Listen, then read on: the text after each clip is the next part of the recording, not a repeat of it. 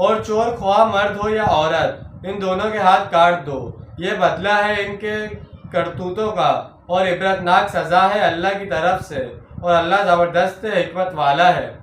دیکھیں قرآن خود اپنی حفاظت کس طرح کرتا ہے اور کیوں چیلنج کرتا ہے کہ اس کلام پر باطل حملہ آور نہیں ہو سکتا کسی بھی جانب سے۔ ذرا ملاحظہ کیجئے، اس آیت کے ضمن میں غلام احمد پرویز صاحب کہتے ہیں کہ یہاں چور کا ہاتھ کاٹنے کا مطلب ہے کہ ایسا نظام وضع کیا جائے جس میں کسی کو چوری کی ضرورت ہی نہ پڑے۔ یہ تو ہم بھی چاہتے ہیں کہ ایسا نظام ہو، ریاست کی طرف سے کفالت عامہ کی سہولت موجود ہو تاکہ کوئی شخص مجبوراً چوری نہ کرے، لیکن فَاقْطَعُوا أَيْدِيَهُمْ کے الفاظ سے جو مطلب